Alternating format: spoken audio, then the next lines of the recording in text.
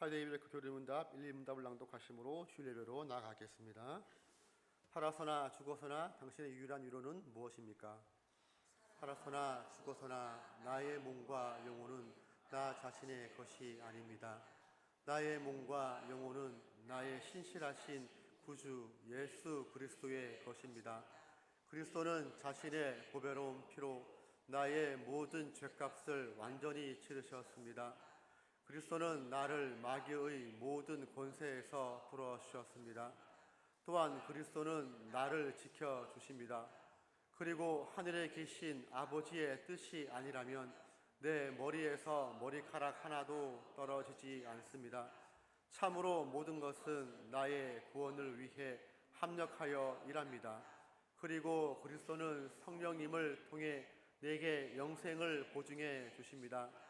또한 그리스도는 이제부터 진심으로 기꺼이 그리스도를 위해 살도록 나를 준비시키십니다. 아멘. 이 율 안에서 복을 누리며 살다가 죽기 위해 당신은 무엇을 알아야만 합니까? 다음 세 가지를 알아야만 합니다. 첫째, 나의 죄와 비참함이 얼마나 큰지 알아야 합니다. 둘째, 어떻게 내가 나의 모든 죄와 비참함으로부터 구원받는지 알아야 합니다. 셋째, 어떻게 내가 그러한 구원을 주시는 하나님께 감사해야 하는지 알아야 합니다. 아멘.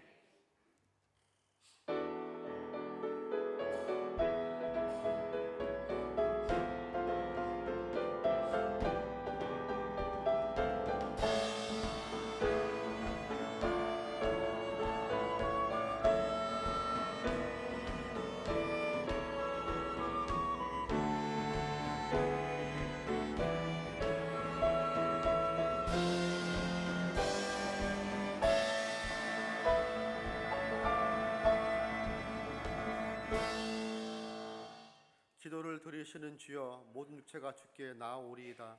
주께서 택하시고 가까이 오게 하사 주의 뜰에 거하게 하신 사람은 복이 있나이다. 우리가 주의 집 곧 주의 성전의 아름다움으로 만족하리이다. 아멘. 성부, 성자, 성령 거룩하신 삼위일체 하나님, 거룩한 주일을 기억하게 하시고 겸손하게 성전으로 나와 예배드리게 하심을 감사드립니다. 하나님께서 저희의 몸과 마음을 지켜주시고 건강을 허락하여 주셨기에 이렇게 예배할 수 있나이다. 성령님께서 저희 마음에 감동을 주시고 성자 예수님을 구주로 믿는 믿음을 주셨기에 이렇게 하나님을 아버지라 부를 수 있게 되었나이다. 생명의 존재 되시는 하나님께서 저희의 코에 호흡을 주셨기에 신령한 찬송을 부를 수 있나이다. 주님께서 베풀어 주신 이 모든 은혜와 사랑을 가지고 정성껏 예배하오니 받아 주시옵소서. 예수 그리스도의 이름으로 기원하옵나이다. 아멘. 시편 찬송가 152장 10편 78편으로 하나님께 찬양 올려드리겠습니다.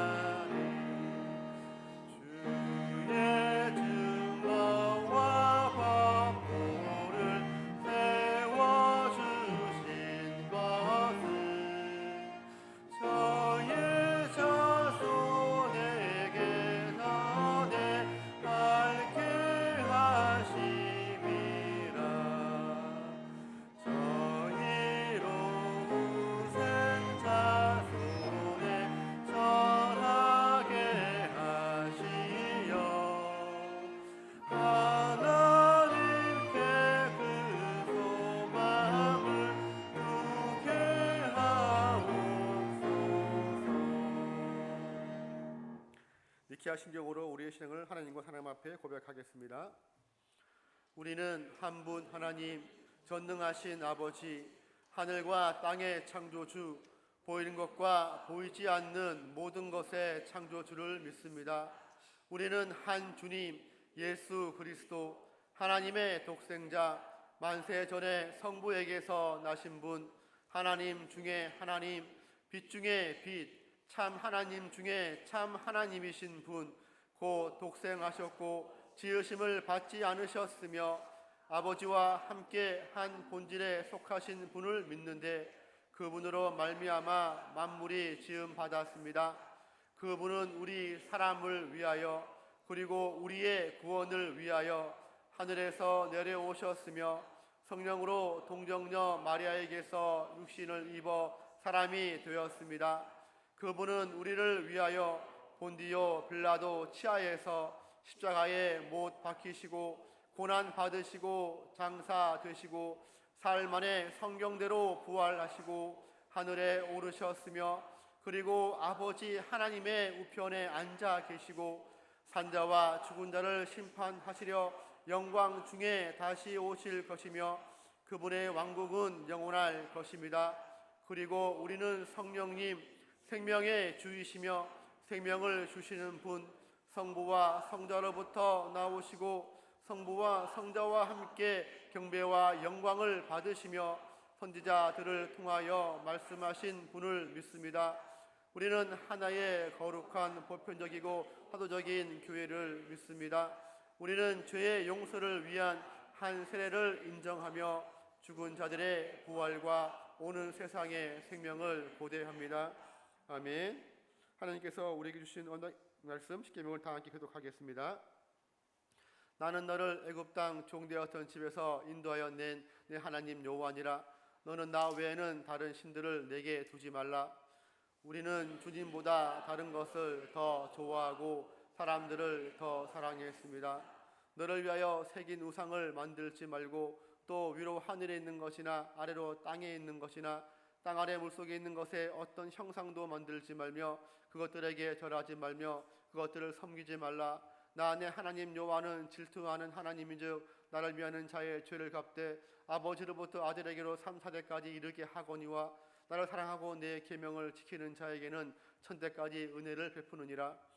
우리는 말씀을 따라서 주님을 섬기지 못하였고 헛된 형상을 만드는 것처럼 우리의 하나님을 만들어 우리 자신을 위하는 합당하지 않은 예배를 드렸습니다. 너는 내 하나님 여호와 이름을 망령되게 부르지 말라. 여호와는 기름을 망령되게 부르는 자를 죄 없다 하지 아니하리라. 우리는 주님의 이름을 때로 가볍게 여겼고 거룩히 여기지 못했습니다. 그리고 우리의 말과 행동으로 주님의 이름을 부끄럽게 했습니다. 안식일을 기억하여 거룩하게 지키라. 엿새 동안은 힘써 내 모든 일을 행할 것이나 일곱째 날은 내 하나님 여호와의 안식일인즉 너나 내 아들이나 내 딸이나 내 남종이나 내 여종이나 내 가축이나 내 문 안에 머무는 객이라도 아무 일도 하지 말라. 이는 엿새 동안에 나 여호와가 하늘과 땅과 바다와 그 가운데 모든 것을 만들고 일곱째 날에 쉬었음이라. 그러므로 나 여호와가 안식일을 복되게 하여 그날을 거룩하게 하였느니라. 우리는 주님의 날을 거룩히 지키지 못하였고 온전히 주님을 예배하고 경건한 일과 선행을 베푸는 날로 보내지 못했습니다. 내 부모를 공경하라. 그러면 하나님 여호와가 내게 준 땅에서 내 생명이 길리라. 우리는 마땅히 해야 할 부모에 대한 공경을 다하지 못하였고 위에 있는 자에게 합당한 공경을 하지 못하였고 아래에 있는 자를 존중하지 못하였습니다. 살인하지 말라. 우리는 하나님의 형상인 사람을 값싸게 취급하였고 분노와 미움으로 피를 흘리는 자리에 서 있었습니다. 간음하지 말라.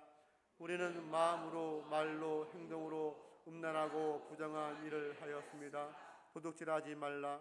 우리는 우리의 필요를 채우시는 하나님을 의지하지 못하여 훔치고 빼앗고 속이는 죄를 지었습니다. 내 이웃에 대하여 거짓 증거하지 말라. 우리는 거짓말로 하나님께 신실하지 못하였고 이웃을 해쳤습니다.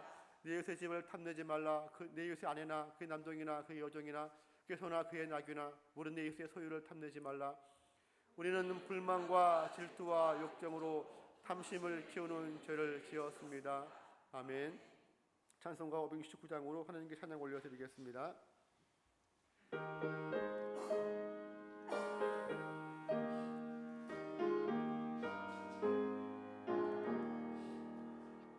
선한 목자 되신 우리 주 항상 인도하시고 푸른 풀밭 좋은 곳에서 우리 먹여주소서. 선한 목자 구세주여 항상 인도하소서. 선한 목자 구세주여 항상 인도하소서. 양의 문이 되신 예수여 우리 영접하시고 길을 잃은 양의 무리를 항상 인도하소서. 선한 목자 구세주여 기도 들어주소서. 선한 목자 구세주여 기도 들어주소서. 금이 많고 양한 우리를 용납하여 주시고 주의 넓고 크신 은혜로 자유 얻게 하셨네. 선한 목자 구세주여 지금 나아갑니다. 선한 목자 구세주여 지금 나아갑니다.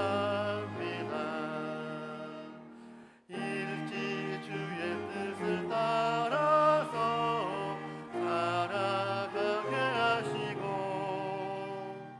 주의 크신 사랑 베푸사 살아가게 하소서. 선한 목자 구세주여 항상 인도하소서. 선한 목자 구세주여 항상 인도하소서.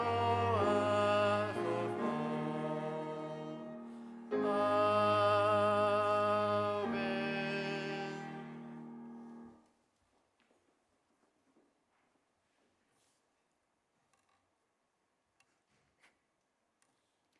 선하시고 능력이 많으셔서 사람의 마음을 꿰뚫어 보시고 인생의 모든 슬픔과 두려움과 염려에 관여하시는 창조주이신 아버지 하나님을 찬양합니다.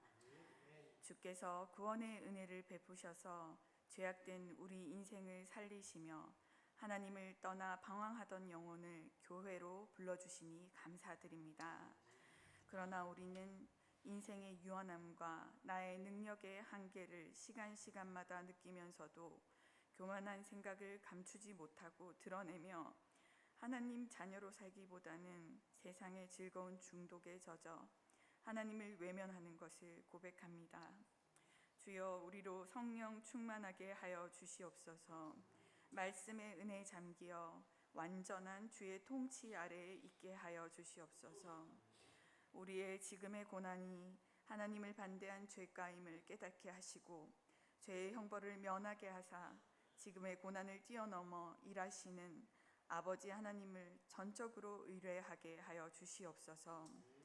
우리나라의 모든 정치, 외교, 경제와 함께 하사 전쟁과 기근으로부터 보호하여 주시옵소서. 하나님을 경외하는 위정자 되게 하셔서 성경적 가치를 기준 삼는 우리 대한민국 되게 하여 주시옵소서. 시찰의 예배를 앞두고 준비 중에 있습니다. 온 성도가 연합하여 분주하게 움직이는 중에 주께서 함께 하셔서 교회의 주인이신 그리스도가 좌정하신 예배 되게 하소서. 허락하신 시간을 감사하며 주신 재능을 귀하게 여기는 겸손한 교회가 되어 손님을 맞게 하시며 모든 진행 상황 가운데 간섭하셔서 주께서 기뻐하시는 잔치가 되도록 주의 영광을 위해 힘쓰게 하여 주시옵소서. 믿지 않는 가정들을 위해서 기도합니다. 주의 크신 은혜로 죄인이 먼저 부르심 받았으니 우리를 통하여 일하실 하나님, 먼저 된 자로 선한 통로가 되어 가정이 교회되는 역사가 일어나게 하여 주시옵소서. 그리하여 겸손한 입술로 지나고 보니 하나님의 뜻이었다 고백하며 함께 예배하게 하여 주시옵소서. 보내주신 귀한 전성우 담임 목사님과 함께 하셔서 오늘 주의 말씀을 대언하실 때에 주의 권능을 허락하여 주시며 말씀이 능력이 되어 우리 성도의 삶이 숨을 쉬고 회복해 하며 활력이 있어 승리하는 삶, 균형 있는 그리스도인으로 사는 성도 되게 하여 주시옵소서. 위에서 주신 권위대로 겸손히 말씀을 받으며 순종하여서 흘러내려오는 복을 받는 우리 장생포교회 모든 성도 되게 하여 주시옵소서. 병환 중에 계신 성도들에게 회복의 영을 부어주사 영육이 강건해지게 하시며 학교로 군대로 타지에 있는 우리 청년들과 함께하여 주셔서 그들의 인생의 참 주인이 되어 주시옵소서. 오늘의 예배를 온전히 주께 올려드립니다. 예수님의 이름으로 기도드립니다. 아멘.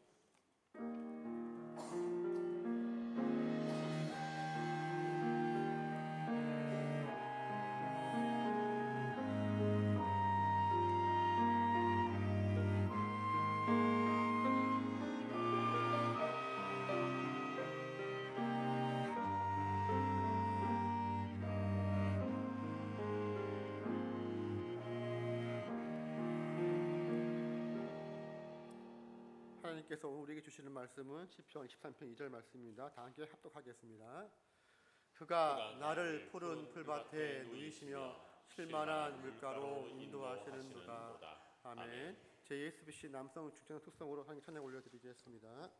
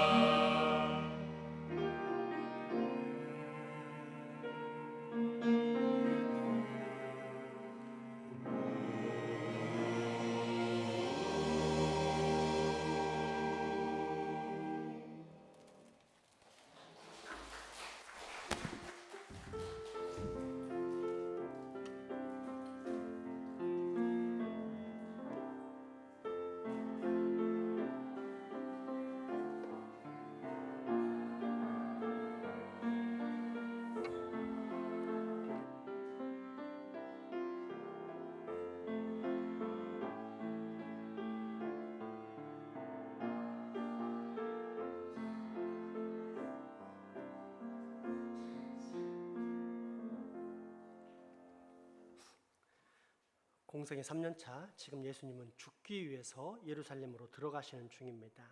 그렇게 십자가에서 죽으심으로 메시아 왕국, 즉 하나님의 나라, 천국을 펼치려 하셨습니다. 그런데 제자들은 이 메시아 왕국을 흔한 세상의 한 나라로 착각했고, 그래서 누가 그 나라에서 더 존귀하냐, 더 크냐로 다툽니다. 이때 예수님은 메시아 왕국, 하나님의 나라는 어린아이처럼 되지 않으면 못 들어간다라는 말씀과 더불어 목자의 비유를 통해 산에서 한 마리 양이 길을 잃으면 99마리를 놓고 반드시 그 한 마리를 찾아오는 선한 목자의 비유를 하십니다. 무엇을 뜻합니까?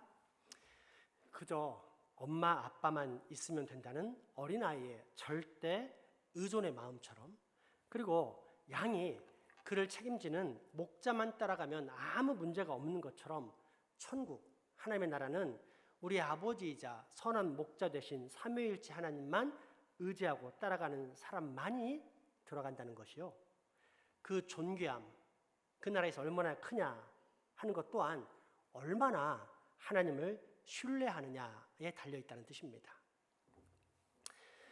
그렇다면 어떻게 하나님을 신뢰할 수 있습니까? 알아야 합니다.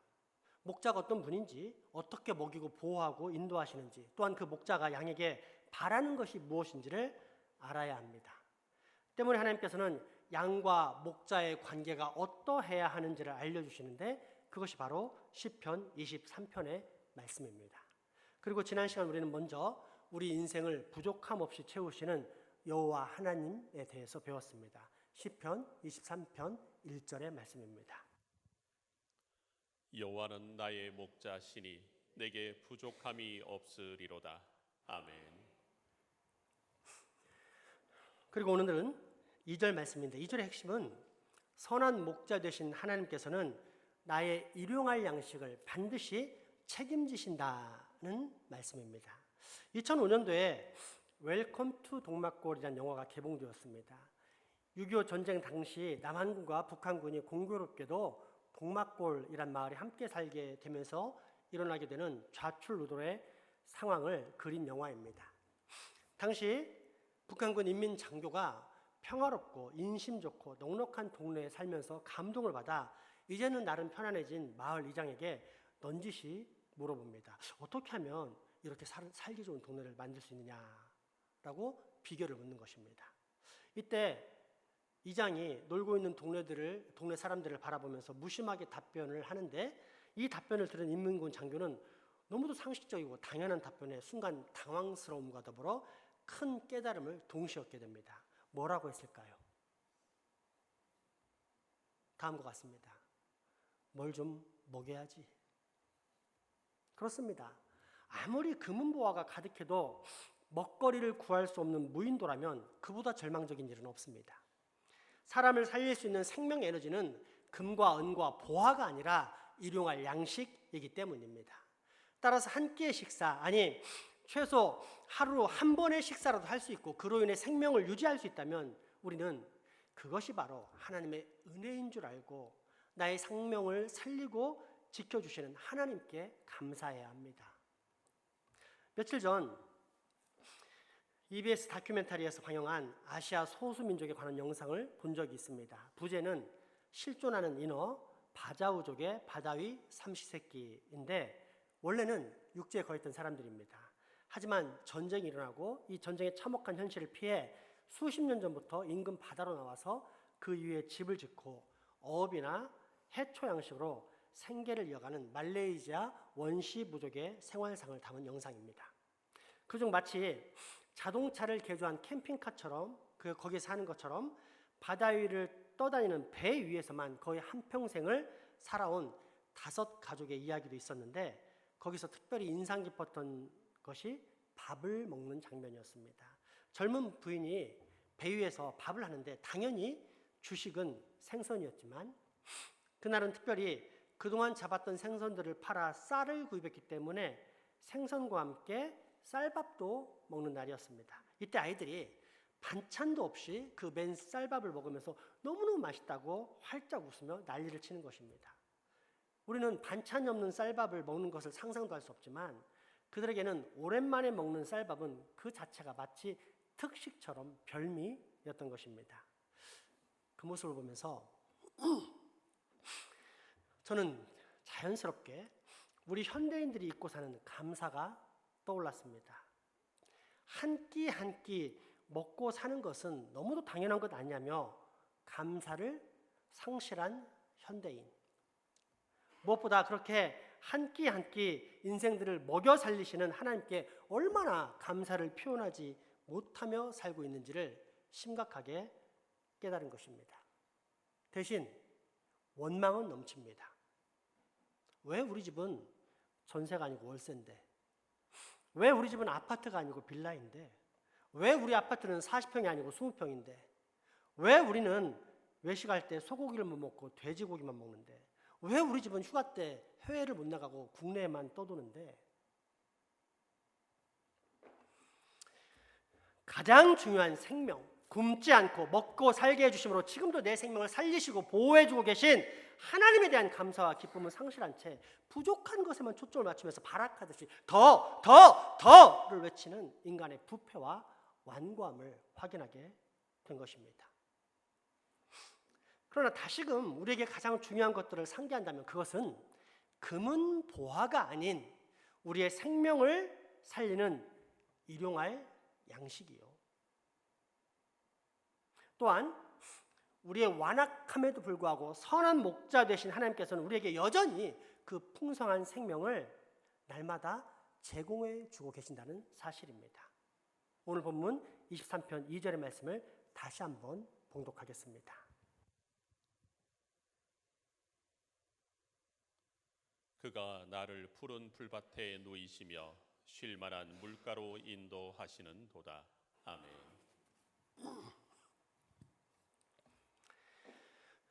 이스라엘 민족이 살던 유대 광야에는 양들이 쉴 수 있는 좋은 장소가 많지 않습니다.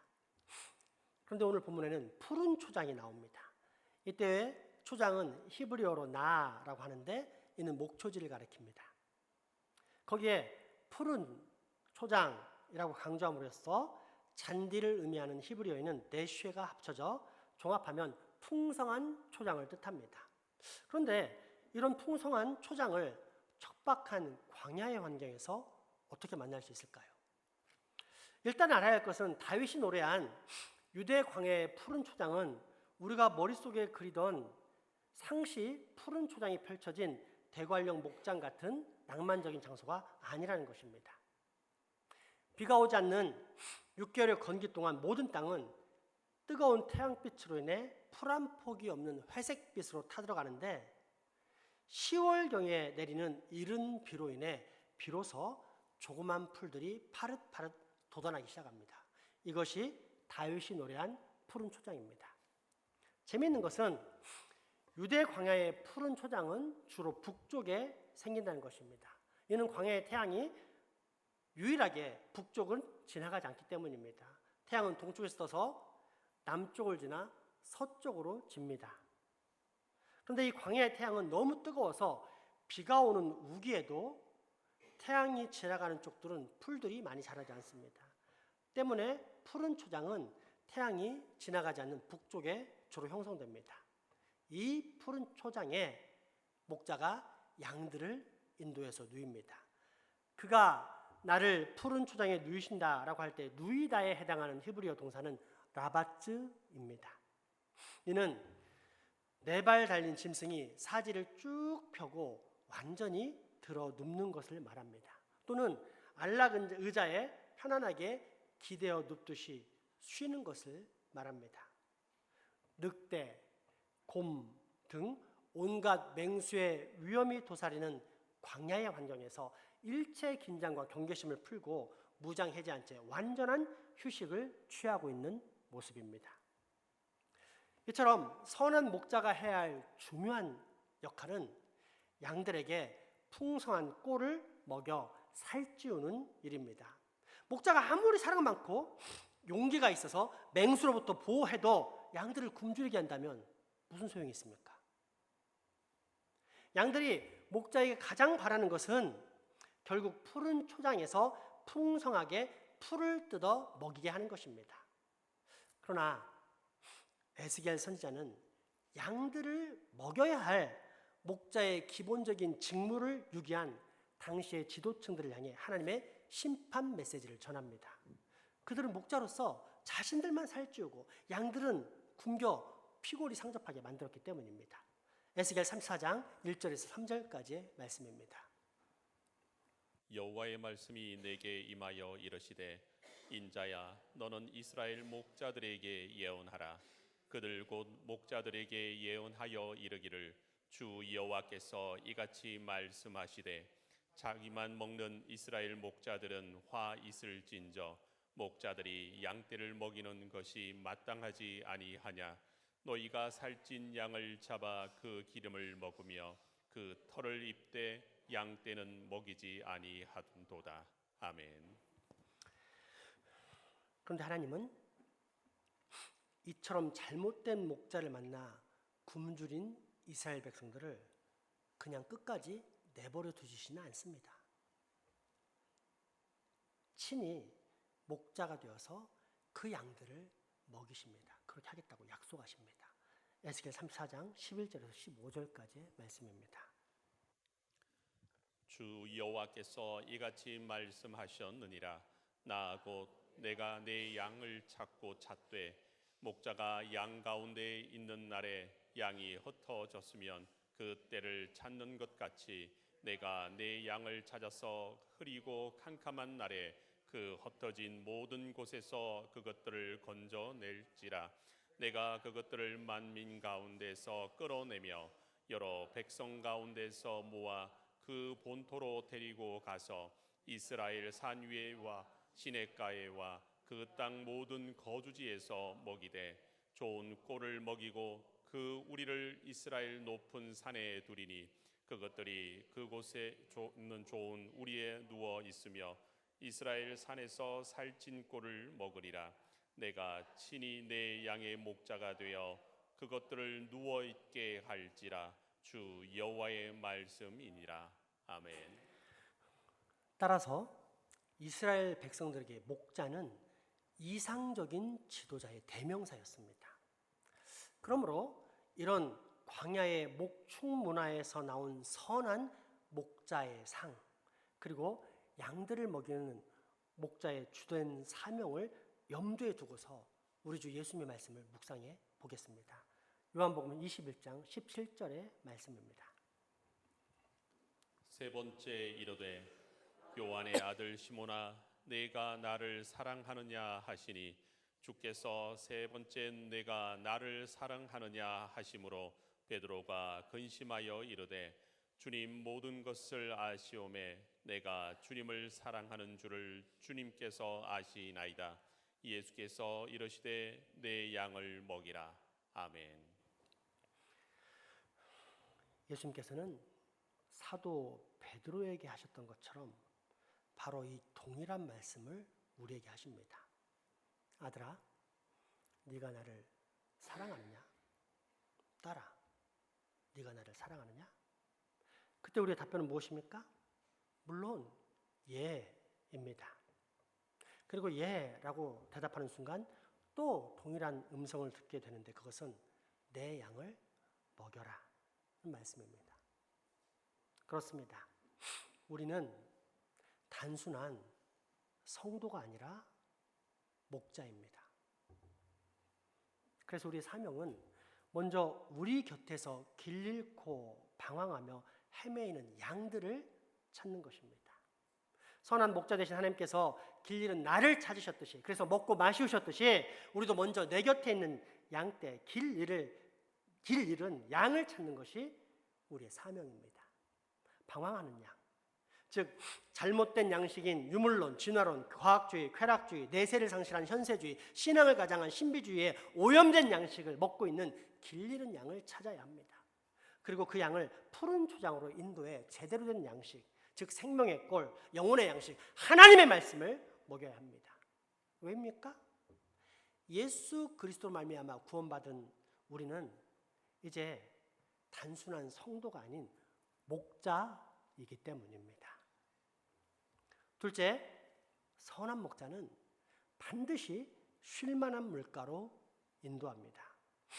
서두에 소개했던 바다에서만 생활하는 바자우족에게도 물은 필수입니다.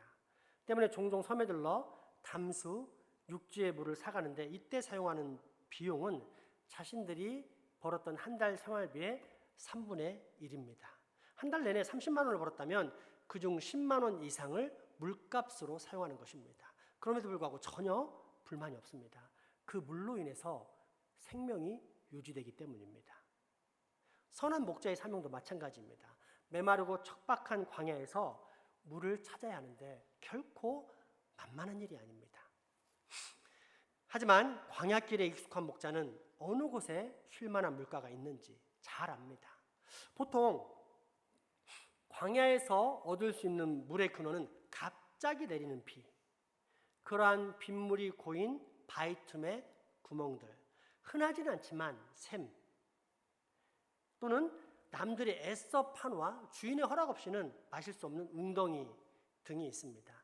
간혹 곳곳에 고인물을 발견해도 모두 마실 수 있는 것은 아닙니다. 왜냐하면 고인물에 번식한 유기물로 인해 배탈이 나고 자칫하면 설사가 일어나 탈수 상태에 빠지기 때문입니다. 이때 광야에서 자라는 에스터티라는 풀을 넣어서 물을 끓여 마시면 그런 유기물로 인한 배탈을 예방할 수 있습니다. 광야에서 사울을 피해 도망 다녔던 다윗도 아마 이 에스터티를 넣어 끓인 물을 마셨을 것입니다. 유기물로 인해 마실 수 없는 물도 있지만 동물들이 밟고 지나간 흙탕물도 광야의 여행객들이 쉽게 마실 수 없는 물입니다. 이처럼 광야에서 맑은 물을 만나기가 그리 쉽지 않으며 대부분은 마실 수 없는 흙탕물입니다. 그래서 에스겔 선지자는 우리에게 날마다 생명의 양식과 생명의 물을 제공하시는 하나님의 은혜를 망각하고 또 망각하게 만드는 사람들, 대신 오직 자신의 유익에만 관심이 있고 주변의 이웃은 어찌되든지 말든지 관심이 없는 사람, 아니 오히려 자신의 유익을 위해 남을 짓밟는 사람들에 대해, 그것도 소위 하나님의 백성이라는 이름을 가졌던 사람들에 대해서 매우 준엄한 하나님의 심판 메시지를 선포합니다. 에스겔 34장 18절에서 20절까지의 말씀입니다. 너희가 좋은 꼴을 먹는 것을 작은 일로 여기느냐? 어찌하여 남은 꼴을 발로 밟았느냐? 너희가 맑은 물을 마시는 것을 작은 일로 여기느냐? 어찌하여 남은 물을 발로 더럽혔느냐? 나의 양은 너희 발로 밟은 것을 먹으며 너희 발로 더럽힌 것을 마시는도다 하셨느니라. 그러므로 주 여호와께서 그들에게 이같이 말씀하시되 나 곧 내가 살찐 양과 파리한 양 사이에서 심판하리라. 아멘. 선한 목자이신 하나님께로부터 받은 생명수를 감사하게 품고 살 뿐 아니라 그렇게 받은 생명수가 내 주변의 이웃들에게도 풍성하게 흘러 들어가도록 만드는 것이 구원받아 목자된 우리의 사명이라는 겁니다. 그러면 우리는 점검해야 합니다. 내게서 생명수가 이웃에게 흘러 들어가고 있는지, 아니면 온갖 오염된 세속의 폐수가 나를 통해서 나가고 있는지 말입니다. 어떻습니까? 지금 여러분에게는 하늘로부터 흘러내린 생명수가 있습니까? 그리고 그 생명수가 여러분을 통해 또다시 이웃에게 더 풍성한 생명수로 흘러가고 있습니까?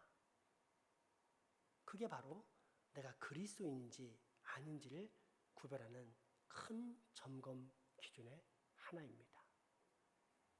흥미로운 사실은 광야에서도 홍수가 난다는 사실입니다. 얼핏 들으면 이해하기 힘든 사건입니다. 메마르고 척박한 광야, 비가 와도 금방 사라져 물의 흔적도 찾기 쉽지 않은 광야에 어떻게 홍수가 발생할 수 있을까 하는 생각이 말입니다. 그러나 우기에 비가 많이 오면 빗물이 예루살렘 동쪽 광야의 계곡을 거쳐 급류를 형성하는 것을 목격할 수 있습니다. 이는 예루살렘에 위치한 중앙 산지가 석회암으로 이루어진 바위산이므로 빗물이 땅속에 흡수되지 않고 계곡을 따라서 씻겨 내려가는 것입니다. 다윗이 사울을 피해 숨어있던 엔게디 동굴이 있는 계곡에서는 급류가 발생해 남북으로 닦여진 도로가 유실되는 경우가 종종 있습니다. 그래서 예루살렘에 비가 많이 오면 광야의 도로들은 수시로 통행이 제한되곤 합니다. 이처럼 광야에서도 홍수가 발생하는데 성경의 시편을 읽다 보면 비가 거의 내리지 않는 광야의 환경에서 만나는 홍수와 급류에 대해 묘사되어 있는 것을 확인할 수 있습니다. 시편 69편 1, 2절, 시편 124편 4절에서 5절까지의 말씀입니다. 하나님이여 나를 구원하소서. 물들이 내 영혼까지 흘러 들어왔나이다. 나는 설 곳이 없는 깊은 수렁에 빠지며 깊은 물에 들어가니 큰 물이 내게 넘치나이다. 그때에 물이 우리를 휩쓸며 시내가 우리 영혼을 삼켰을 것이며 그때에 넘치는 물이 우리 영혼을 삼켰을 것이라 할 것이로다. 아멘. 이 급류에 관련된 복을 받은 사람이 이삭입니다. 브엘세바와 그랄 근처의 네게브 지방에 정착한 이삭은 기근을 만나자 자기 아버지 아브람처럼 양식이 풍성한 나일강 애굽으로 내려가라고 했습니다. 그러나 하나님은 이삭에게 먹을 것이 없는 그 상황, 당장 굶어 죽을 수 있는 그 상황에 그 땅에 머물라라고 명령하셨고 이삭은 그대로 순종합니다.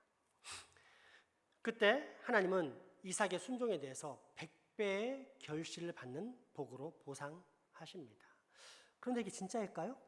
쉽게 표현하자면 우리 교회 앞에 화단이 있는데 그 화단에 고구마를 심었습니다. 그리고 작년에 1톤을 수확했는데 올해는 100톤을 수확했다는 말입니다. 이게 현실적으로 가능한 일일까요? 그냥 상징이지 않을까요? 여러분 어떻게 생각하십니까? 그러나 사실입니다. 이는 네게브 지향의 토양과 관련되어 있습니다. 네게브 지향은 유다 광야와 마찬가지로 비가 잘 오지 않는 지역입니다. 그리고 이 네게브의 토양은 남쪽 나일강 델타의 고운 모래흙이 바람에 날려와서 쌓여서 형성된 충적토입니다. 쉽게 말하면 농사를 지었다면 대박나는 아주 좋은 토양이라는 그런 뜻입니다. 문제는 비가 천천히 조금씩 내리면 농사짓기에 알맞은 최고의 옥토가 되지만 우기가 되어서 갑작스럽게 비가 내리면 모두 휩쓸려가 농사를 짓지 못할 뿐 아니라 아예 지었던 것도 다 날아가 버린다는 사실입니다. 이는 밀가루를 생각하면 쉽습니다. 밀가루에 물을 적절하게 부으면 빵을 만들 수 있는 반죽이 되지만 갑자기 부으면 전부 다 엉망이 되는 거나 마찬가지입니다. 그 고운 토양이 모두 휩쓸려 내려가는 것입니다. 이삭은 바로 이 환경의 복을 하나님께로부터 받았습니다. 즉 이방인들이 농사를 지을 때면 늘 그랬던 것처럼 우기가 되어 갑작스러운 비로 거의 모두 쓸려나가 미미한 수확을 거뒀지만 이삭이 농사를 짓자 하나님께서는 그 하늘 위에 빗줄기를 통제하사 적절한 양의 비만 내리게 하심으로 이삭의 순종에 대해 100배의 추수, 100배의 결실을 맺게 하신 것입니다. 그러므로 우리가 알 수 있는 분명한 사실은 하늘로부터 내리는 생명수는 기본적으로 모든 인간의 생명을 살리는 은혜의 단비이기도 하지만 하나님을 사랑하며 신뢰하고 무엇보다 하나님의 음성에 철저히 순종하는 사람들에게는 30배, 60배, 100배의 풍성한 기적을 일으키는 축복의 단비라는 사실입니다. 그런가 하면 이런 광야의 생명수는 심판과 진노의 물이기도 했습니다. 사사기에 나오는 재미있는 쉿볼렛과 십볼렛 이야기 역시 광야에서 볼 수 있는 급류와 관련이 있습니다. 요단 동편에 거한 길르앗 출신의 사사인 입다는 암몬이 침입했을 때 이스라엘을 구원했던 용사입니다. 하지만 북쪽 지파의 터줏대감 노릇을 하려던 에브라임 지파는 입다에게 찾아와 이렇게 협박합니다. 왜 허락 없이 군사를 일으켰느냐? 트집을 잡습니다. 전쟁이 일어났을 때는 혹시라도 죽을까 봐 나오지 않다가 거의 다 승리하니까 찾아와 시비를 거는 겁니다. 누구 마음대로 군사를 일으켰느냐? 우리가 있으면 훨씬 더 큰 승리를 쉽게 얻었을 텐데 네가 경거망동해서 겨우겨우 승리한 것 아니냐? 종 같은 신분인 너희들이 왜 주인이자 한참 어른인 우리 허락도 없이 그렇게 함부로 싸움터에 나갔느냐? 자신들의 영광을 드러내고 자신들의 명예를 높이려 한 것입니다. 이에 분노한 입다가 길랏 출신들을 모아서 에브라임과 또다시 내전을 벌이게 되었고, 에브라임은 그로 인해 큰 패배를 맛보게 됩니다. 직접 확인해 보겠습니다. 사사기 12장 1절에서 4절까지 말씀입니다. 에브라임 사람들이 모여 북쪽으로 가서 입다에게 이르되 내가 암몬 자손과 싸우러 건너갈 때 어찌하여 우리를 불러 너와 함께 가지 아니하였느냐? 우리가 반드시 너와 내 집을 불사르리라 하니 입다가 그들에게 이르되 나와 내 백성이 암몬 자손과 크게 싸울 때 내가 너희를 부르되 너희가 나를 그들의 손에서 구원하지 아니한 고로 나는 너희가 도와주지 아니하는 것을 보고 내 목숨을 돌보지 아니하고 건너가서 암몬 자손을 쳤더니 여호와께서 그들을 내 손에 넘겨 주셨거늘 너희가 어찌하여 오늘 내게 올라와서 나와 더불어 싸우고자 하느냐 하니라. 입다가 길라 사람들을 모으고 에브라임과 싸웠으며 길라 사람들이 에브라임을 쳐서 물리쳤으니 이는 에브라임의 말이 너희 길라 사람은 본래 에브라임에서 도망한 자로서 에브라임과 므낫세 중에 있다 하였음이라. 아멘. 전쟁에서 패배한 에브라임 사람들은 이제 요단강을 건너 집으로 돌아가려고 했지만 그 요단강은 살아서 다시 건널 수 없는 비운의 강이 되고 맙니다. 요단강 나루턱을 지키고 있던 길르앗 사람들에게 4만 2천 명의 에브라임 사람들이 죽임을 당했기 때문입니다. 이때 길르앗 사람들이 강을 건너려던 모든 사람들 중에 에브라임 사람들을 구별해낸 방법이 발음입니다. 쉿볼렛 발음을 하라고 시켜서 이를 제대로 못하고 시볼렛 하고 발음한 사람을 추려냈습니다. 이는 마치 경상도 사람들이 쌀 발음 못해서 살이라고 발음하는 것과 비슷합니다.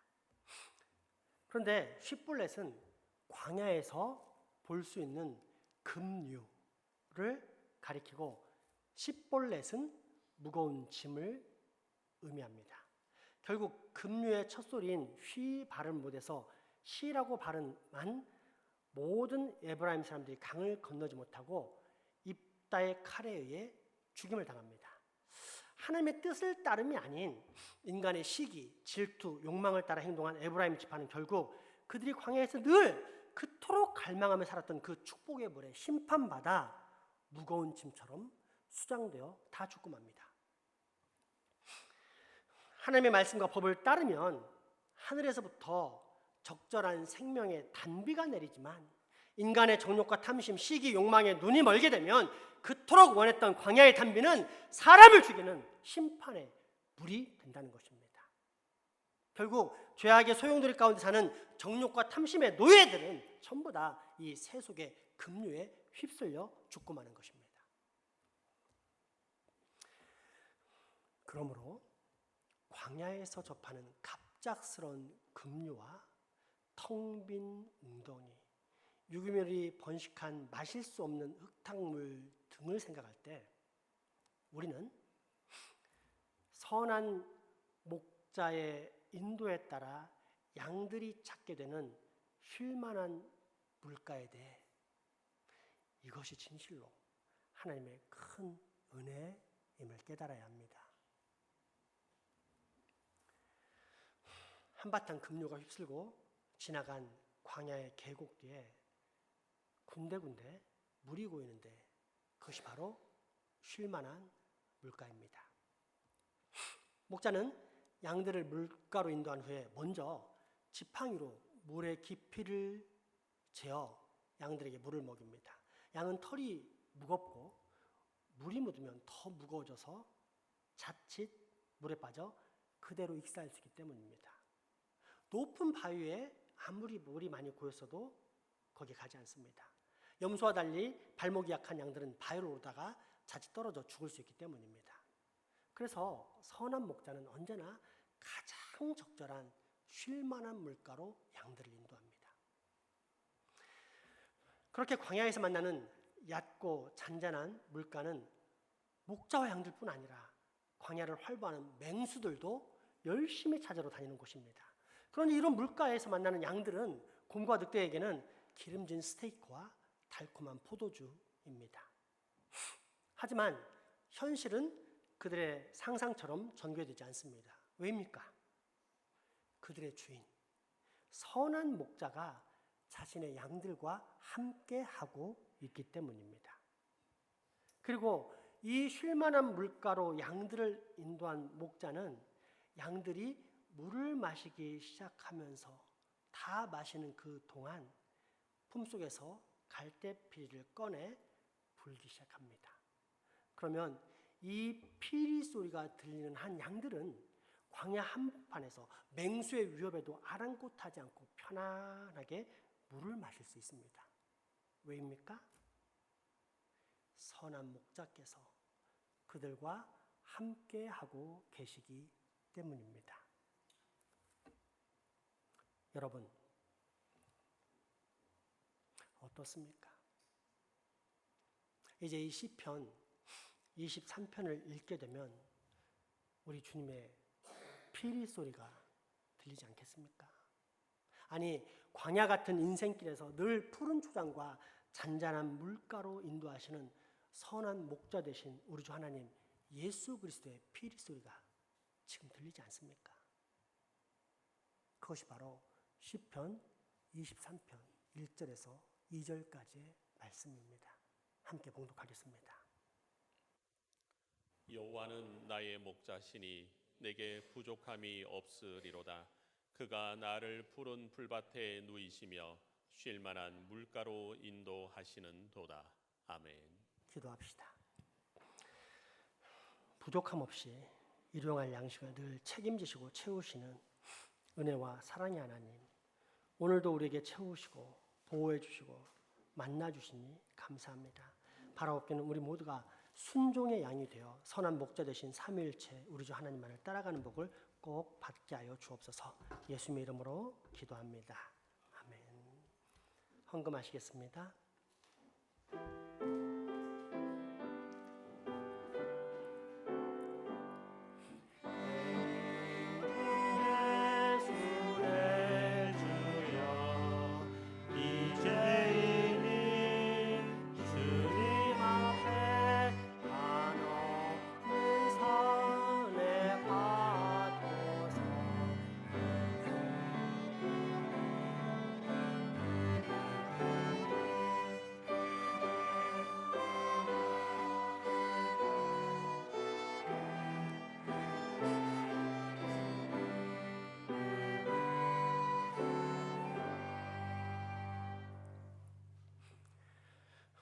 은혜롭고 자비로우신 하나님 아버지, 복되고 거룩한 주일을 맞이하여 주님 앞에 나와 예배드릴 수 있는 특권을 주시고 주님의 신령한 은혜를 맛보게 하시니 감사합니다.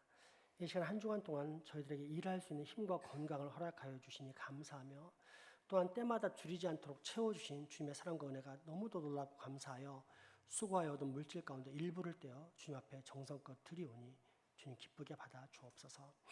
저희들의 한 주간의 삶을 돌이켜보면 주님께서 베풀어 주신 복들이 참으로 많습니다. 단지 저희들이 깨닫지 못할 뿐이고 알지 못할 뿐이온데, 이 같은 하늘의 복을 온몸으로 받고 있는 저희들이 겨우 일부만 떼어서 드린다고 하니 심히 부끄러울 뿐이옵니다. 그러나 외적인 부족함에도 불구하고 그 마음을 기뻐 받으사 이 모든 헌금이 하나님의 나라와 영광을 위해 사용될 수 있도록 축복하여 주옵소서. 혹 빈손으로 나온 손길이나 물질 때문에 고통당하는 손길이 있으면 중심을 보신 하나님께서 그 심령을 위로하여 주셨고, 앞으로는 그 누구보다도 주님께 힘써 드릴 수 있는 손길이 될 수 있도록 영육간 경제적으로도 큰 복 내려 주시옵소서. 나아가 주님께 드려진 귀한 물질이 사용되는 곳마다 성령님의 은혜와 능력이 임하사 교회의 연합과 성장, 복음 전파와 구제, 그리고 선교하는 등의 모든 일에 귀하게 사용되어지게 하여 주옵소서. 우리의 가족이지만 병환으로 이 예배에 함께하지 못하는 소중한 환우, 직장, 사업, 유학 국방예비로 타집에 나가 소하는 교우들에게도 동일한 은혜와 감사가 있게 하옵소서. 그 삶에 늘 기도와 감사, 믿음과 소망, 사랑의 인내가 넘치게 하시고 어디를 가든지 하나님의 예비하신 사람과 환경을 만나게 되며 또한 무엇을 하든지 형통하여 주변 사람들에게 크게 인정되고 등용되는 복도 얻게 하여 주옵소서. 하지만 그 무엇과도 비교할 수도 포기할 수도 없는 가장 큰 복인 우리 주 예수님과 동행하는 은혜는 꼭 누리게 하여 주옵소서. 우리가 맡은 이 지역사회를 기도하오니 긍휼히 여겨 주옵소서.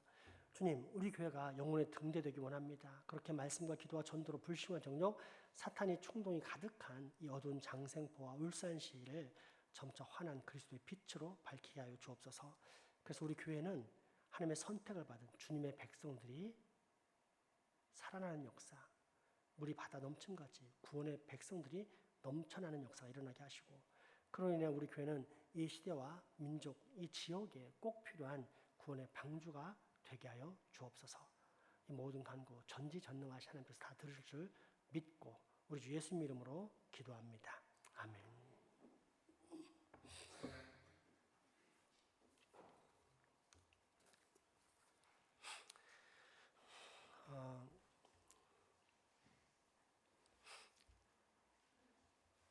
울산노회 남부시찰 준비 모임이 오늘 오후에 주일 기도 후에 3층 본당 이 자리에 있습니다. 모든 재직들은 참석하셔서 그날 함께 하실 수 있는 재직들은 다 참석하셔서 각자 역할을 잘 상의하고 나누는 시간 갖도록 하겠습니다. 교류교육사 2급 과정을 이제 마지막 4학기 과정을 내일부터 시작합니다. 그래서 이제 앞으로 6개월만 하면은 우리 교회 6명의 제2급 교리교육사들이 이제 배출될 예정입니다. 마지막까지 경주를 잘 다할 수 있도록 이렇게 함께 기도하시고 격려해 주시기 부탁드리겠습니다. 울산의 남부시찰회가 돌아오는 수요일 오전 11시에 3층 성막에서 있습니다. 참고하시고 혹시 오실 수 있는 분들은 오늘 주일 오후 기도에 마치고 참석하셔서 함께 도움의 손길을 주셨으면 좋겠습니다. 당일 주차 협조를 부탁드리겠습니다. 우리 교우들은 이제 장생포 고려박물관 주차장이나 아니면 가까운 근처의 주차장에 차를 해주시고 이 안쪽은 다 비워줬으면 좋겠습니다. 예상키는 아마 35대 안팎 또는 많으면 40대 안팎 이렇게 차량이 올 텐데 아마 그 정도 차는 우리가 이렇게 구겨 넣으면 충분히 가능할 것 같으니까 우리 교원들은 뭐 제 차량도 마찬가지지만 전부 다 이렇게 박물관 쪽 아니면 외부에 주차하시면 걸어오셔서 공사해 주시면 감사하겠습니다. 돌아오는 수요일 시찰에 있는 날은 자율기도회를 하도록 하겠습니다. 오늘 생일자 있습니다. 이번 달 생일자 박영희 권사님, 양희정 장로님, 권은영 성도님, 서진현 성도님, 전소명, 진현 학생 이렇게 생일자인데 생일 축하하고 이따 예배 마치고 나가서 함께 다 같이 생일 축하하는 시간 갖도록 하겠습니다. 오늘 특별히 박영희 권사님이 자신의 생일이라고 떡을 섬겨주셨습니다. 잘 먹겠습니다, 권사님.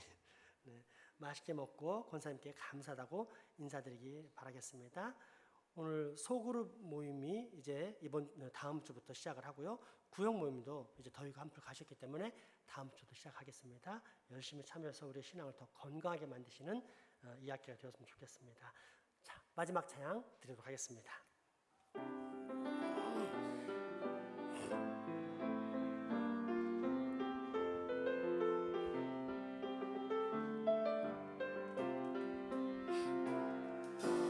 나를 보내사 서게 하신 곳 가장 귀한 곳이 바로 이곳이라 서로 안아줄까요? 내게 주신 곳 광야와 같아도 믿음과 소망 가지고 최선을 다하리 나의 작은 삶 주께 드릴 때 나의 삶을 통해 주 영광 받으리 내게 맡기신 가장 귀한 이곳 감사와 순종으로 오늘을 살리라 나의 일상을 통해 하나님께 영광이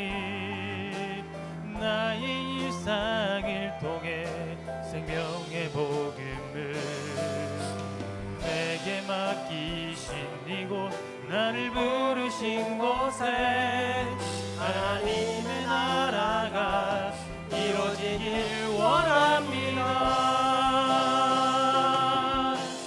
나의 일상을 통해 하나님께 영광을, 나의 일상을 통해 생명의 복음을 내게 맡기신 이곳, 나를 부르신 곳에 하나님의 나라가 이루어지길 원합니다.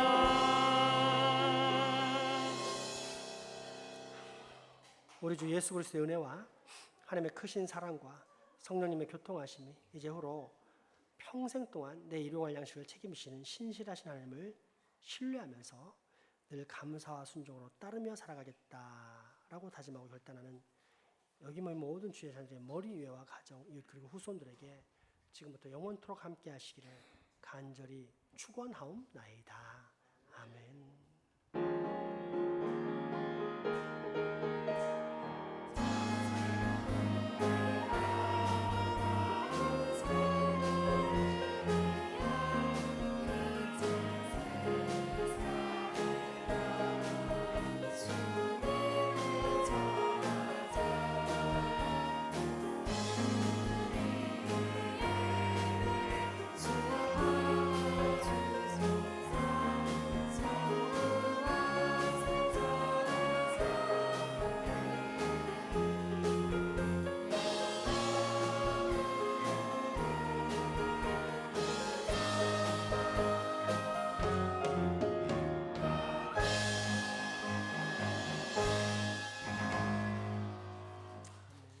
사랑과 축복의 교제 나누시겠습니다.